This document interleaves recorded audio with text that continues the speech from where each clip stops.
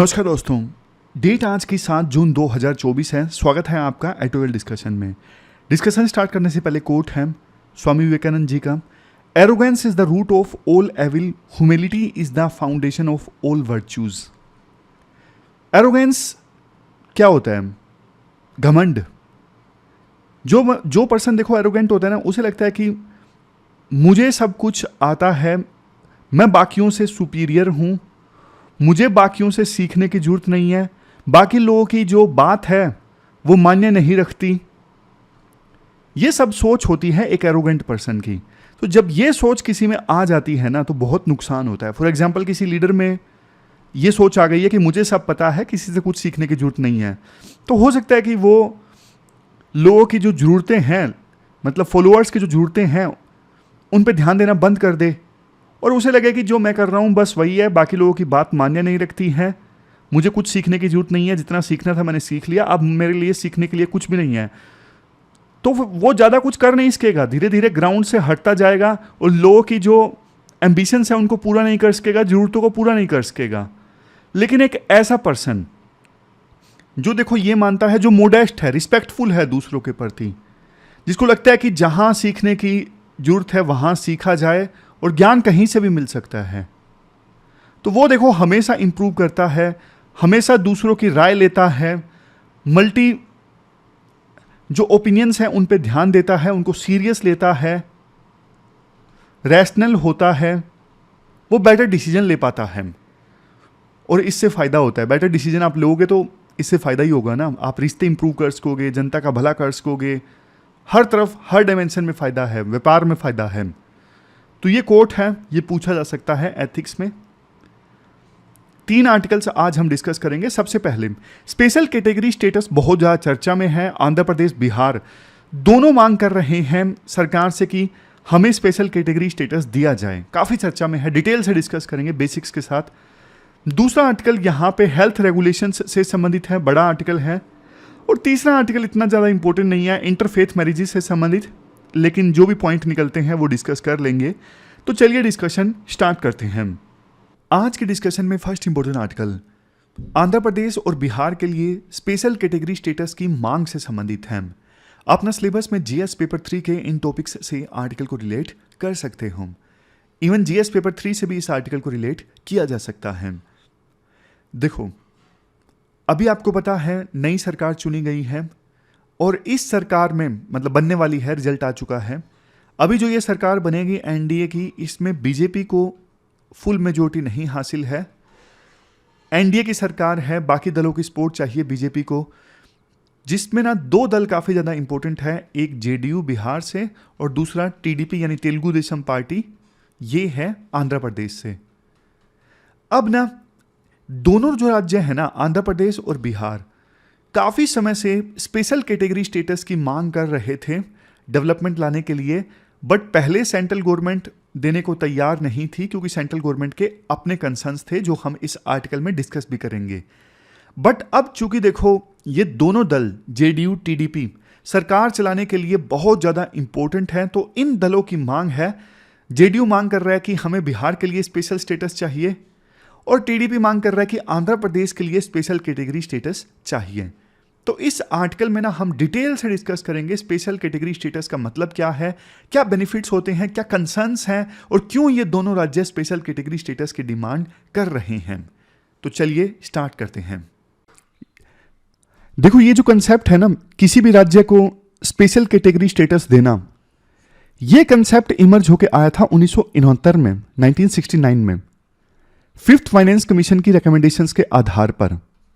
उस समय finance commission ने यह सोचा था कि यार हमारे देश में ना कुछ राज्य तो ऐसे हैं जहां पे पहाड़ बहुत हैं, माउंटेन्स हैं, हिली स्टेट्स हैं, बहुत दूर दराज के एरियाज में है, बॉर्डर स्टेट्स हैं, वहां पे ना पहाड़ों की वजह से और बहुत दूर हैं, बॉर्डर स्टेट्स हैं, तो अच्छे से डेवलपमेंट नहीं आ पा रहे हैं, पॉपुलेशन भी काफी ट्राइबल है, तो क्यों ना उनको कुछ स्पेशल बेनिफिट दिया जाए। अभी मैं बताऊंगा स्पेशल बेनिफिट, पहले आप कहानी सुनिए क्या क्या स्पेशल बेनिफिट दिए जाते हैं। तो ना ये इस सोच के साथ फाइनेंस कमीशन ये कंसेप्ट लेके आया था स्पेशल कैटेगरी स्टेटस। भी कुछ राज्य जो काफी पिछड़े हुए हैं, हिली स्टेट्स हैं, बॉर्डर स्टेट्स हैं, उनको स्पेशल कैटेगरी स्टेटस दिया जाए और इससे उनको फायदा पहुंचाया जाए। तो ये क्राइटेरियाज रखे गए थे स्पेशल कैटेगरी स्टेटस देने के लिए। हिली एंड डिफिकल्ट टेरेन होना जरूरी है, लो पॉपुलेशन डेंसिटी होना जरूरी है, या फिर significant tribal population, international border के साथ में स्ट्रेटेजिक लोकेशन है, इंफ्रास्ट्रक्चर बहुत ही ज्यादा पुअर है, इकोनॉमी उस राज्य की डेवलप नहीं हुई है, और रेवेन्यू के साधन बहुत ज्यादा कम है। स्टेट का खर्चा अच्छे से चल सके इसके लिए रेवेन्यू कमाने के साधन बहुत कम हैं। तो ये क्राइटेरिया फाइनेंस कमीशन ने रखे थे। अगर कोई राज्य इन क्राइटेरियाज को फुलफिल करता है तो उसे स्पेशल कैटेगरी स्टेटस दिया जा सकता है। अब आप पूछोगे सर ये तो बताओ फायदे क्या दिए जाते हैं सेंटर के द्वारा इन स्टेट्स को, स्पेशल कैटेगरी स्टेटस वालों को। तो ये सारे फायदे दिए जाते हैं। सेंटर जो पैसा डिवाइड करता है ना स्टेट्स के बीच में, 30% टोटल असिस्टेंस जाती है स्पेशल कैटेगरी स्टेटस वाले स्टेट्स को। यह डिसाइड हुआ था गदगिल मुखर्जी फॉर्मूला में। हालांकि देखो ये चीज अब उतनी रेलेवेंट नहीं है क्योंकि प्लानिंग कमीशन तो अब खत्म कर दिया गया है, नीति आयोग आ गया था 2015 में। अब तो देखो जो व्यवस्था लागू है, जो 15th फाइनेंस कमीशन ने रेकमेंड किया था, सेंटर जो स्टेट्स को पैसा देगा 41% स्टेट्स को दे देगा, बाकी 59% खुद रखेगा। अब यह व्यवस्था लागू है तो जो फायदे मिलते हैं स्पेशल कैटेगरी स्टेटस वाले स्टेट्स को, उनमें यह वाला फायदा उतना रेलेवेंट आज के समय नहीं है। लेकिन और बहुत सारे फायदे मिलते हैं स्पेशल कैटेगरी स्टेटस वालों को, सिर्फ एक फायदे की बात नहीं है। दूसरा फायदा देखिए, देखो बहुत सारी ना सेंट्रली स्पॉन्सर्ड स्कीम्स होती हैं, जैसे पीएम किसान स्कीम है, प्रधानमंत्री फसल बीमा योजना है। अब इन स्कीम्स के लिए ना सेंट्रल गवर्नमेंट जो पैसा देती है स्टेट्स को, देखो जो जनरल स्टेट्स है ना, फॉर एग्जांपल पंजाब, हरियाणा है, जिनको स्पेशल स्टेटस नहीं मिला हुआ, इन स्कीम्स की इंप्लीमेंटेशन के लिए पैसा इस प्रकार से शेयर होता है, या तो 60% सेंट्रल गवर्नमेंट देती है, 40% स्टेट गवर्नमेंट देती है, या फिर 80-20 का रेशो रहता है, 80% सेंट्रल गवर्नमेंट देती है, 20% स्टेट गवर्नमेंट देती है। लेकिन स्पेशल कैटेगरी स्टेटस वाले स्टेट्स के लिए सिचुएशन अलग होती है। वहां अगर इन स्कीम्स को यानी सेंट्रली स्पॉन्सर्ड स्कीम्स को इंप्लीमेंट करना है ना, तो 90% पैसा सेंटर अपनी जेब से देती है और सिर्फ 10% पैसा स्पेशल कैटेगरी स्टेटस वाले स्टेट्स को अपनी जेब से देना होता है। तो यह फायदा है। नेक्स्ट फायदा देखिए, इंसेंटिव्स फॉर इन्वेस्टमेंट। चूंकि देखो स्पेशल कैटेगरी स्टेटस वाले स्टेट्स पिछड़े हुए होते हैं, तो काफी रियायत दी जाती है सेंट्रल गवर्नमेंट के द्वारा इन स्टेट्स को कि आपके यहां पे जो फैक्ट्रीज लगेंगी उनको एक्साइज टैक्स कम देना पड़ेगा, कस्टम ड्यूटी कम देनी पड़ेगी, इनकम टैक्स कम देना पड़ेगा, कॉर्पोरेट टैक्स रेट कम होती है। यह जानबूझ के कम किया जाता है ताकि ज्यादा लोग इन स्टेट्स में इन्वेस्ट करें, यहां पे डेवलपमेंट आए, यहां पे स्टेट्स को रेवेन्यू के सोर्स मिले। Next, debt management privileges. अब स्पेशल कैटेगरी स्टेटस वाली स्टेट्स है ना, उनको यह बेनिफिट दिया जाता है, फॉर एग्जांपल डेट स्वैपिंग का। डेट स्वैपिंग, डेट रिस्ट्रक्चरिंग, इसमें यह होता है आपके ऊपर इतना डेट है, आप नहीं दे पा रहे हो, चलो इसे रिस्ट्रक्चर कर देते हैं, चलो इसका टाइम पीरियड थोड़ा बढ़ा देते हैं, चलो थोड़ा इंटरेस्ट माफ कर देते हैं, इंटरेस्ट कम कर देते हैं। इस प्रकार की चीजें होती हैं स्पेशल कैटेगरी स्टेटस वाले स्टेट्स के साथ में। नेक्स्ट है carry forward provision for unspent funds. मान लीजिए सेंटर ने स्टेट्स को फंड दिया, मतलब स्पेशल कैटेगरी स्टेटस वाले जो स्टेट्स हैं उनको फंड दिया एक साल में 1000 करोड़, वो राज्य खर्च कर पाया सिर्फ 700 करोड़, तो इनके पास छूट होती है, जो ये स्पेंड नहीं कर पाए ना 300 करोड़, उसे ये कैरी फॉरवर्ड कर सकते हैं, अगले साल जाके खर्च कर सकते हैं। लेकिन बाकी स्टेट्स के साथ में ये लिबर्टी नहीं होती। अगर वो नहीं कर पाए एक साल में, सेंटर ने दिया था, तो उनका फंड लैप्स कर जाता है, वो कैरी फॉरवर्ड नहीं कर पाते। तो ये सारे फायदे हैं। अब आप पूछोगे सर फायदे तो समझ में आ गए, पहले ये तो बताओ कि कौन कौन से राज्यों को अभी तक मिला है स्पेशल कैटेगरी स्टेटस। ये तो देखो आप बता दोगे क्योंकि आपको क्राइटेरियाज पता है, क्राइटेरियाज के आधार पे आप बता दोगे कौन कौन से राज्यों को हमारे देश में मिल सकता है और कौन कौन से राज्यों को नहीं मिल सकता।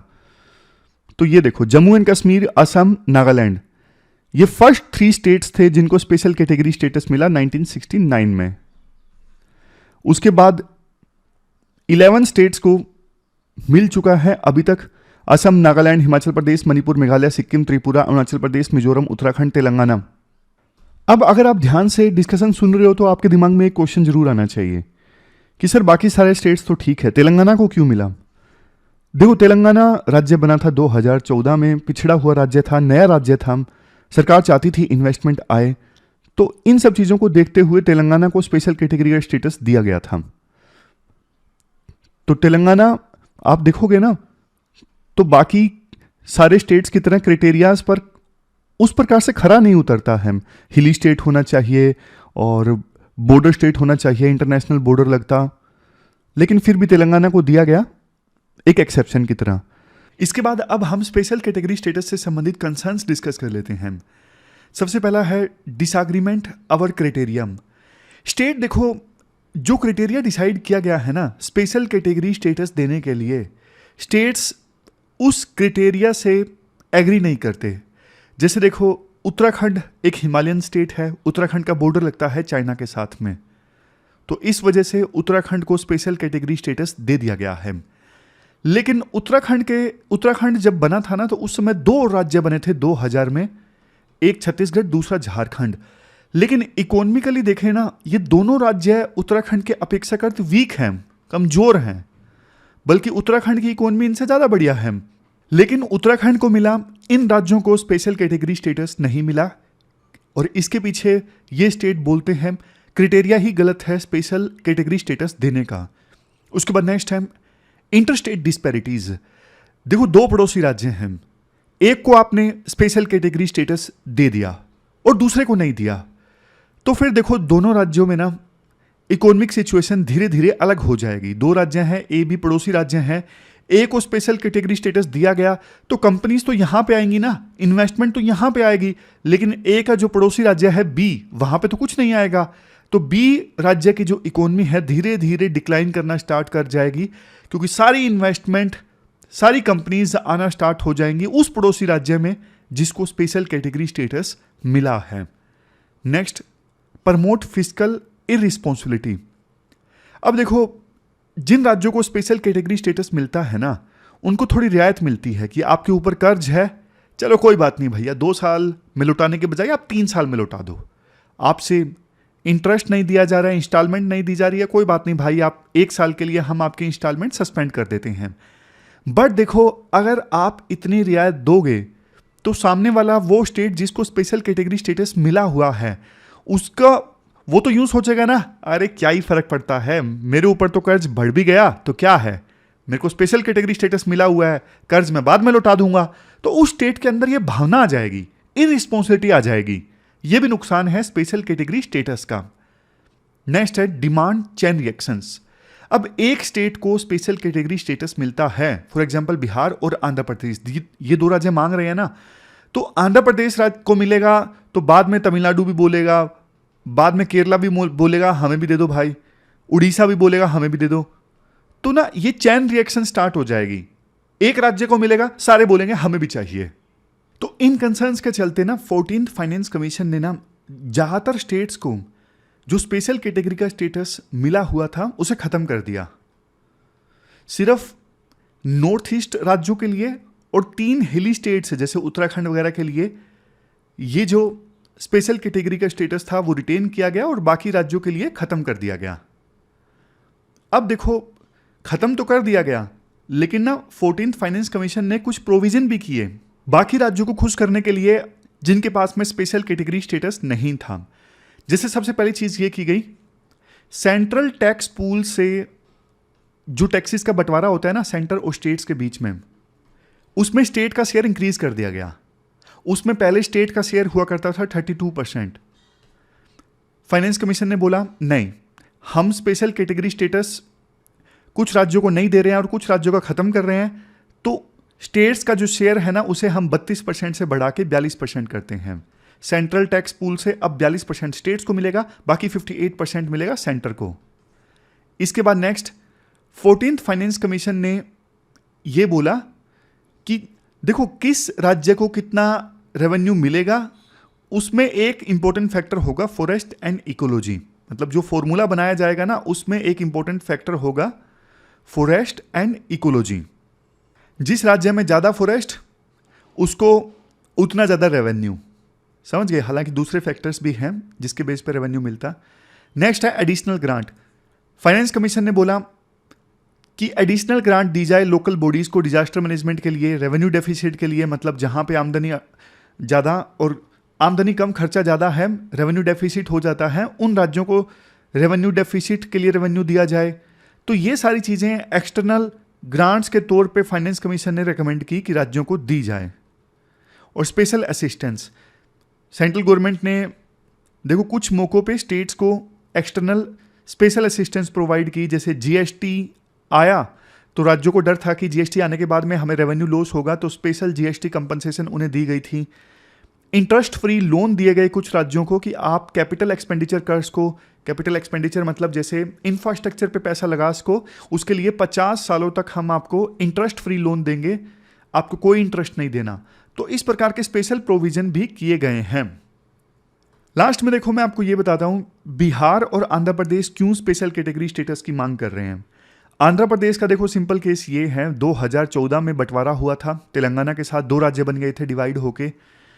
आंध्र प्रदेश का ये कहना है, देखो अब हैदराबाद से ज़्यादा रेवेन्यू प्राप्त होता है, हैदराबाद चला गया तेलंगाना के पास में, हमारे पास में ना अब नई कैपिटल हमें डेवलप करनी है, तो रेवेन्यू का एक बड़ा सोर्स नहीं है, तो हमें हमारा राज्य डेवलप करना है, नई कैपिटल डेवलप करनी है। तो अगर हमें स्पेशल कैटेगरी स्टेटस दिया जाएगा तो हम बेहतर ढंग से अपनी कैपिटल डेवलप कर सकेंगे, बेहतर ढंग से अपने राज्य को डेवलप कर सकेंगे। क्योंकि अब तेलंगाना जिससे सबसे ज़्यादा रेवेन्यू प्राप्त होता था वो हमारे पास में नहीं है, हैदराबाद चला गया है तेलंगाना के पास में। और स्पेशल कैटेगरी स्टेटस मिलना मतलब पर कैपिटा ज़्यादा ग्रांट। फिर आंध्र प्रदेश का कहना है कि स्पेशल कैटेगरी स्टेटस मिलने से इन्वेस्टमेंट ज़्यादा आएगी, एम्प्लॉयमेंट ज़्यादा जनरेट होगी, और ज़्यादा इन्वेस्टमेंट जैसे 5 स्टार होटल्स बनेंगे, इंडस्ट्रीज इस्टेब्लिश होंगी, आईटी की और दूसरे हायर एजुकेशन इंस्टीट्यूशंस इस्टेब्लिश होंगे। तो ये सब फायदा होगा, इसलिए हमें प्रोवाइड किया जाए। बिहार के भी सिमिलर तर्क हैं। बिहार ने कहा कि देखो हमारे यहाँ पे गरीबी बहुत ज़्यादा है, अगर आप स्पेशल कैटेगरी स्टेटस दोगे तो डेवलपमेंट में आसानी होगी। बिहार बहुत पिछड़ा हुआ है, पूरे देश को वर्कर्स प्रोवाइड करता है, लेकिन अब समय आ गया है बिहार को डेवलप करने का। वे फॉरवर्ड क्या है? सबसे पहले तो आप क्राइटेरिया पे सहमति बनाओ, क्या क्राइटेरिया होना चाहिए स्पेशल कैटेगरी स्टेटस देने के लिए। ये क्राइटेरिया जो है वो बहुत पुराना है, 1969 का है। क्राइटेरिया को आप चेंज कर सकते हो समय के अनुसार। Next, economic policy integration. देखो स्पेशल कैटेगरी का बेनिफिट मिलना किसी भी राज्य की इकोनॉमी को स्टिमुलस तो प्रोवाइड करता है, बूस्ट तो देता है, लेकिन अंत में मैटर क्या करती हैं उस राज्य की पॉलिसीज। इकोनॉमिक पॉलिसीज कैसी हैं उस राज्य की, ये फैक्टर मेजर रोल प्ले करता है कि उस राज्य में डेवलपमेंट आएगा या नहीं आएगा। कुछ राज्यों की इकोनॉमिक पॉलिसीज अच्छी नहीं है। नेक्स्ट पॉइंट, देखो स्टेट्स को ना अपनी इंडस्ट्रियल स्ट्रेंथ को रिकॉग्नाइज करना चाहिए। हर एक राज्य का ना किसी मामले में तो स्ट्रेंथ है, मजबूती है, तो राज्यों को ना अपनी स्ट्रेंथ पहचान के वहां पे ज्यादा इन्वेस्ट करना चाहिए, सेल्फ रिलायंट बनने की ज्यादा कोशिश करनी चाहिए, बजाय कि सेंटर की मदद पे पूरी तरह से डिपेंड हो जाना। लास्ट में रघुराम राजन कमेटी 2013 में गठित की गई थी इस मुद्दे पर। तो इन्होंने ना ये सजेस्ट किया था कि अगर आपको स्टेट्स को मदद देनी है ना कुछ पिछड़े हुए राज्यों को, तो स्पेशल कैटेगरी स्टेटस देने के बजाय एक और इंडेक्स अपनाओ, मल्टी डायमेंशनल इंडेक्स। सिर्फ पर कैपिटा इनकम मत देखो। पर कैपिटा इनकम के आधार पे आप किसी राज्य की मदद कर दोगे ना, तो उस राज्य के पास मोटिवेशन ही नहीं होगा अपने को इंप्रूव करने का। तो आप मल्टी डायमेंशनल इंडेक्स देखो, बहुत सारी चीजें देखो, उस स्टेट में हेल्थ का क्या लेवल है, एजुकेशन का क्या लेवल है, पीने के पानी की क्या व्यवस्था है। फिर उसके बाद ये देखो कि किसने कितना अच्छा काम किया है, और काम के हिसाब से फिर आप मदद दो। इससे क्या होगा, मोटिवेशन होगा विभिन्न राज्यों के पास में कि हाँ अच्छा काम करना है, अच्छा काम किया तो सेंटर हमें और फंड देगा। तो ऐसी चीज अपनाने की आवश्यकता है।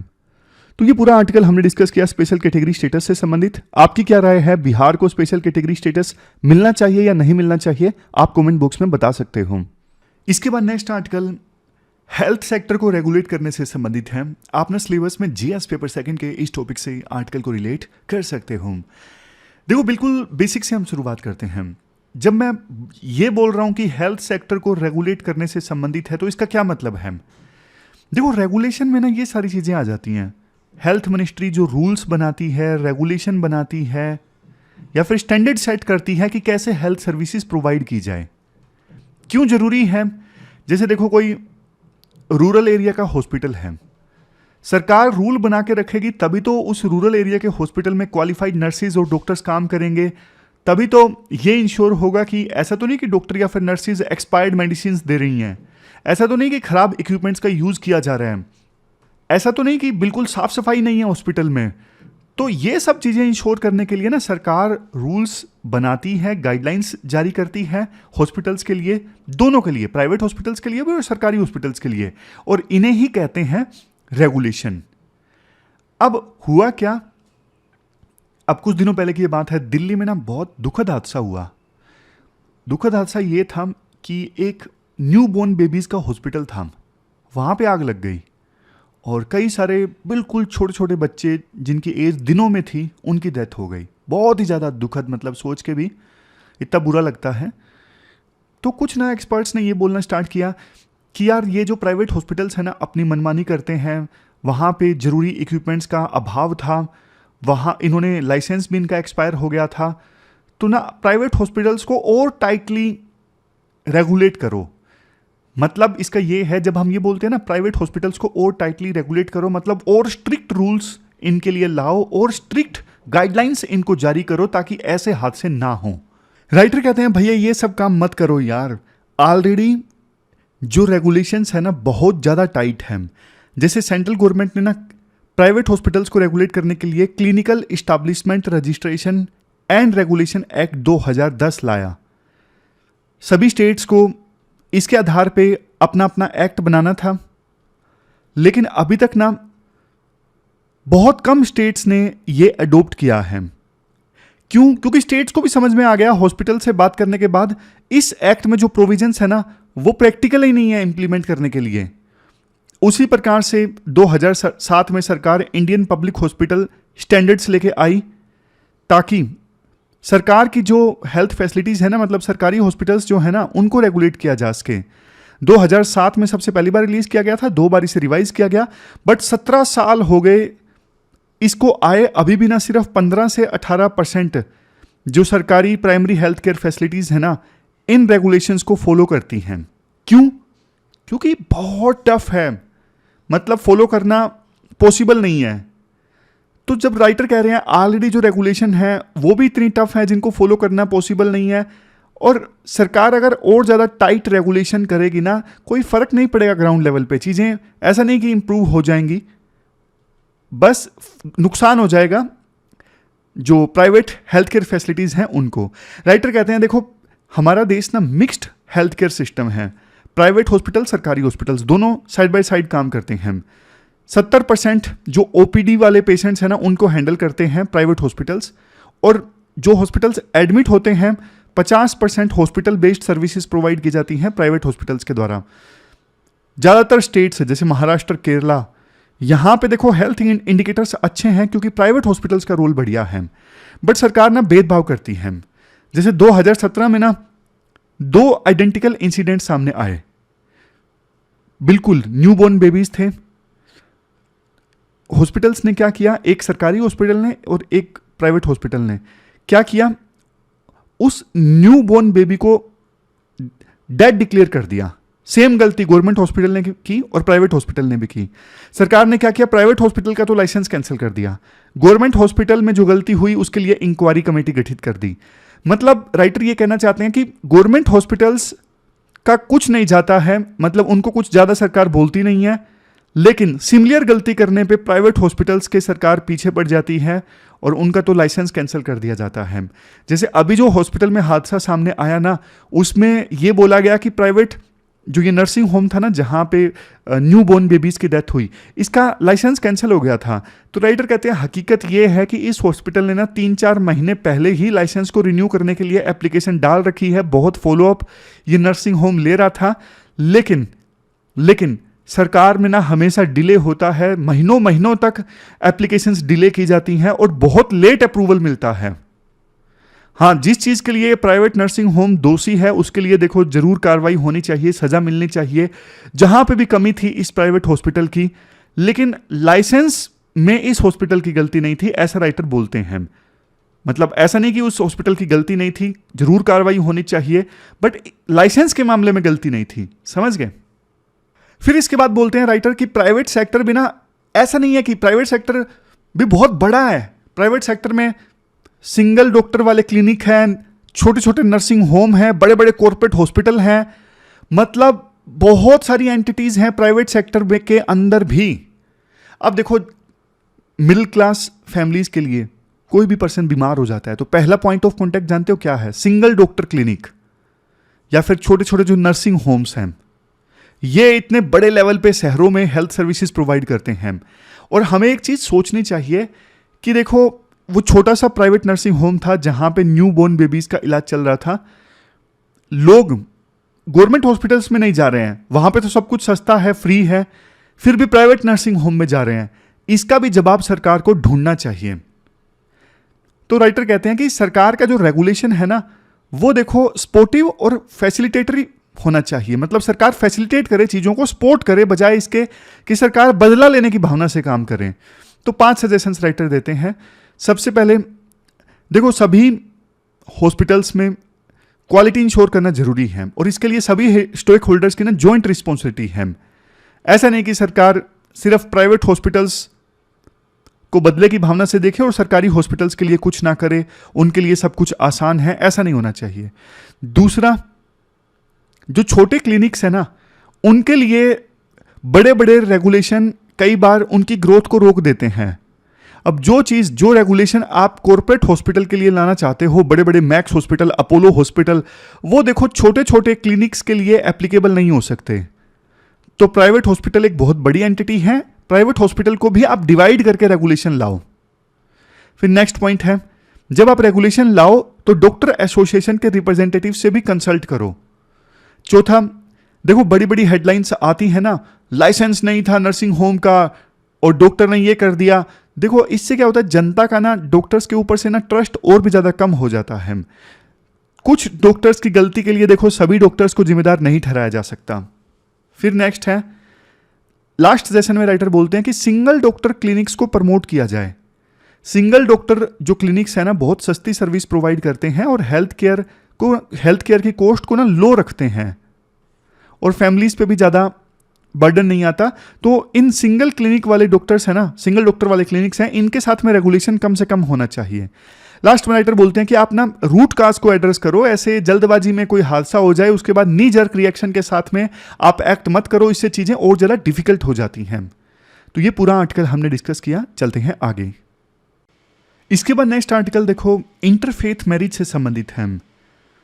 आप जीएस पेपर सेकंड के इस टॉपिक से आर्टिकल को रिलेट कर सकते हो।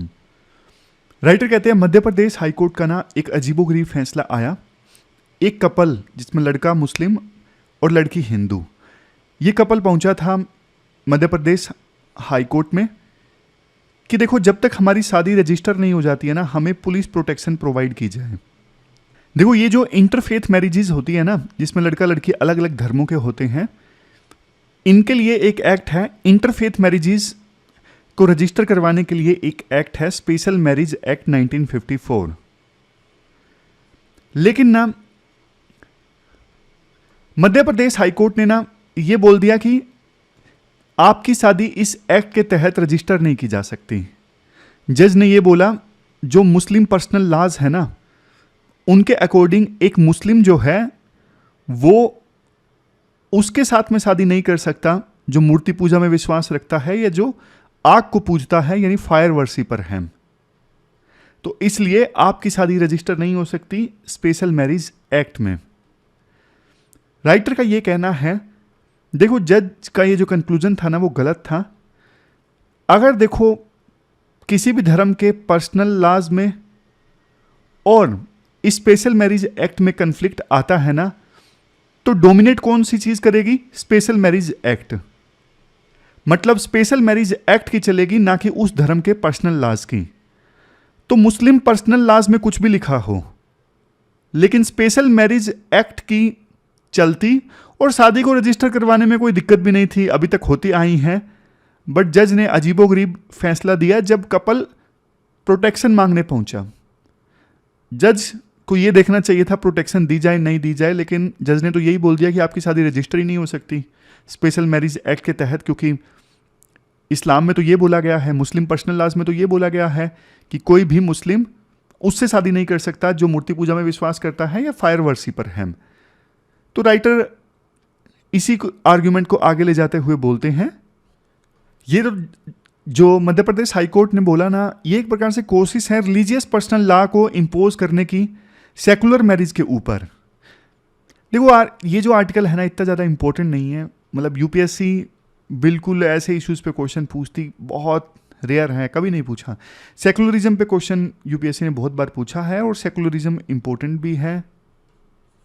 इंटरफेथ मैरिजेस और ये जो कोर धर्म वाले इश्यूज होते हैं ना, जिसको लेके हमेशा कन्फ्लिक्ट रहता है, पॉलिटिक्स रहती है, उन इश्यूज़ पे यूपीएससी क्वेश्चन नहीं पूछती हैं। तो इन इश्यूज़ के बारे में आपको पीएचडी करने की जरूरत नहीं है।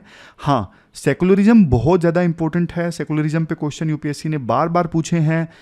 इंडियन सेकुलरिज्म का डिफरेंसेस पूछे हैं वेस्टर्न सेकुलरिज्म के साथ में, इंडिया के सेकुलरिज्म का मॉडल पूछा है। तो सेकुलरिज्म इंपॉर्टेंट है, बट ये इंटरफेथ मैरिजेस वगैरह ये इंपॉर्टेंट नहीं है यूपीएससी के पर्सपेक्टिव से। लास्ट में क्वेश्चंस देख लेते हैं जो आपको अटेम्प्ट करने हैं। 2 क्वेश्चंस देखो आपको अटेम्प्ट करने हैं। पहला जो क्वेश्चन आपको अटेम्प्ट करना है वो स्पेशल कैटेगरी स्टेटस से संबंधित है, और दूसरा जो क्वेश्चन आपको अटेम्प्ट करना है वो प्राइवेट हॉस्पिटल्स के रेगुलेशन से संबंधित है। दोनों क्वेश्चंस का आप आंसर दीजिए 250 वर्ड्स में। ये थी हमारी आज की डिस्कशन। कल मिलते हैं फिर से एक नई डिस्कशन के साथ। तब तक आप अपना ख्याल रखिए। Thank you very much for discussion.